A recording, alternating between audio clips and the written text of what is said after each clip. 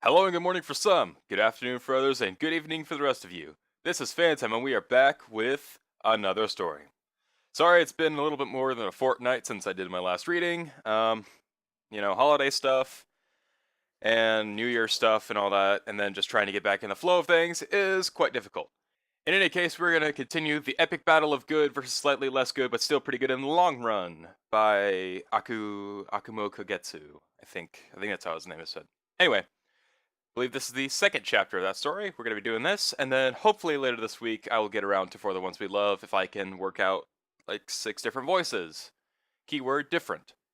Alright, so let's get into it. This is The Assault, the epic battle of good versus slightly less good, but still pretty good in the long run. Princess Celestia, for all her years and wisdom, was still susceptible to emotion. Her heart nearly broke at the sheer level of devastation, and her eyes were cast downward. The destruction, the desolation, the absolute damage that her home endured had almost made her shed a single tear. But then she remembered that she didn't have to clean up the mess, and her sadness was swift to vanish. You missed a spot. Celestia smiled cheerfully at the guard, who was busy carefully stuffing pillows with feathers in the hall. Yes, your majesty. He deadpanned, readjusting his helmet and resuming his job. Celestia kindly continued to levitate a large number of the pillows together to return them to their rightful places, smile still perched on her lips. Then she heard it, like the sound of 1,000 souls screaming out at once. Clip. Celestia froze, toe on pillow and hoof as her ears perked up in panic. The guard, seemingly unnoticing of the chaos about to unfold before him, blinked up at her. Something the matter, your majesty? He asked in confusion, or at least, he tried to, as the next thing out of his mouth was mostly water and burbling. The balloon smacked him square in the jaw, and he squawked in terror and fell over backwards. We're under attack! Celestia bounded away and left the poor guard by himself, who was weakly raising a trembling hoof from the mess of feathers and pillows in an attempt to rescue himself. Ponies to all stations! Take up arms! Vengeance shall be mine at last, tyrant! Cackled Luna as she barreled down the hall after her, mass of water balloons floating in a magical hue not far behind. Thy rule is at a watery end!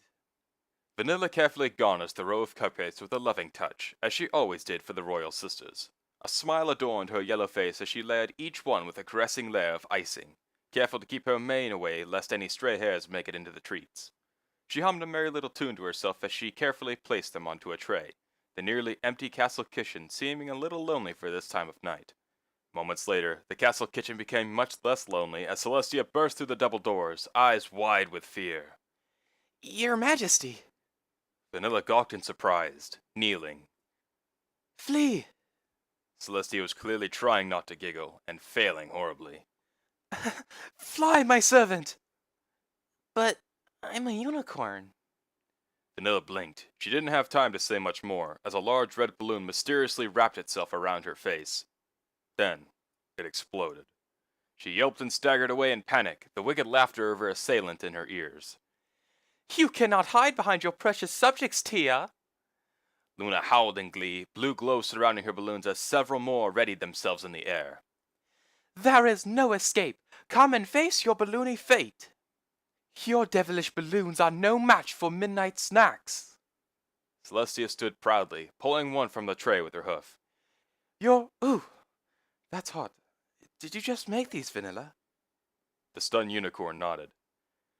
Seems like such a sad waste. She took a bite out of the steaming cupcake, savoring the flavor. Ooh, with chocolate filling. Very nice. I like them. Thank you? Vanilla blinked the water out of her eyes again, more confused than anything else. Do you mind if I take the rest of these? Celestia asked quietly, to which the mare promptly shook her head. Thank you very much. I'll put them to good use. She smiled, turning back to the grinning princess before her. Luna. Celestia was slowly backing away with a tray of cupcakes and hoof, but her voice was even.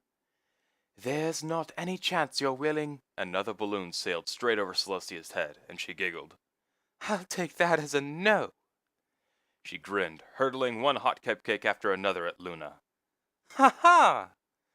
Luna blocked one from hitting her with a balloon, and it promptly splattered all over the floor. Your pitiful tactics are no match for my moon magic. Egads! Celestia balked in faux horror. Moon magic?